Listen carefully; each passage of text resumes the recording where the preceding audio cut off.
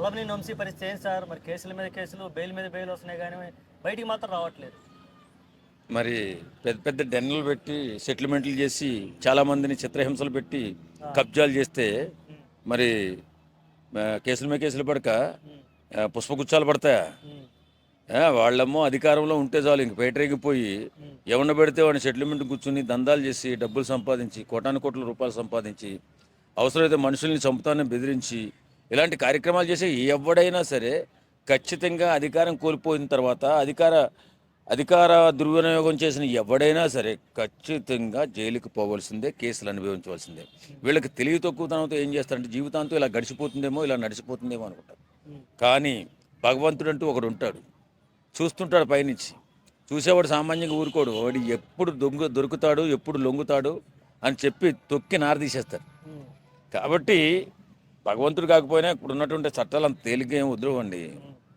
అధికారం ఉందని చెప్పి అధికారం మతంతో చాలామంది చిత్రహింసలు పెట్టినటువంటి ఎవడైనా సరే బెయిల్ మీద బెయిల్ వేసుకోవాల్సిందే, కేసు మీద కేసు వేసుకోవాల్సిందే.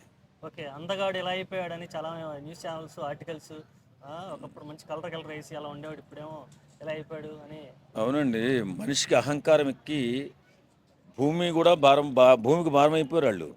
కాబట్టి అలాంటి కేసులు పడి ఇంకా ఎలాగ తప్పించుకునే అవకాశం లేదు. తెలుసు వాళ్ళకి ఏ కేసుకి ఎంత పడుతుంది, ఏ కేసు ఎలా నిలబడుతుంది, అన్ని కార్యక్రమాలు తెలుసు. కాబట్టి వాళ్ళు అలాగా బెంగ పెట్టేసుకుని అలా కుషించిపోతారన్నమాట. ఆ కుషించిపోవడంలో భాగమే ఇది. ఓకే, అయితే ఇప్పట్లో బయటకు వచ్చే ప్రసక్తి లేదంట? లేదు లేదు లేదు. వల్లభనేని వంశీ ఏందన్న పరిస్థితి? బెయిల్స్ వస్తున్నాయి కానీ బయటికి రావట్లేదు ఏందన్నా? బెయిల్స్ వస్తాయి, బయటకు వస్తాడు, ఇంటికి వెళ్తాడు, బెయిల్ వచ్చిద్ది, ఇంటికి వెళ్తున్నాను అని అనిపించిద్ది అంతే. మళ్ళా లోపలికి వెళ్తాడు, రానివ్వం. బాలయ్య డైలాగ్ ఉంటలా, బయటకు రావు, అసెంబ్లీ గేటు కూడా దాకనివ్వం డైలాగ్ ఉంటలా. ఆ టైపులో నీకు జైలే శాశ్వతం వల్లభనేని వంశీకి. కాకపోతే ఈ బెయిల్ ఇవన్నీ ఏంటంటే ఆశ మనిషికి, అమ్మ బెయిల్ వస్తుంది ఇంటికి వెళ్తానని. అంతేగాని ఈ బెయిల్ వచ్చే లోపల ఇంకో కేసు పడిద్ది. అంటే అతను గతంలో చేసిన పాపాలు అలాంటివి, ఆ పాపాలు ఈరోజు శాపాలుగా వెంటాడుతున్నాయి.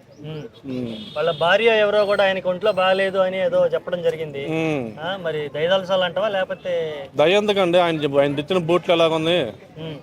ఈ రకంగా బూతులు తిట్టిన వాళ్ళ మీద దయ తెలిస్తే ఇంకా అందరి మీద దయ తెలియదు. మరి వీళ్ళు గతంలో చంద్రబాబు నాయుడు గారి మీద దయ దర్చలేదే, ఇష్టానుసారంగా బూతులు తిట్టారే, 70 సంవత్సరాల మనిషి అని కూడా జాలు చూపలేదే, అమరావతి రైతులను ఇబ్బంది పెట్టారుగా, ఆడవాళ్ళని చూడకుండా కాలుతో దన్నారుగా.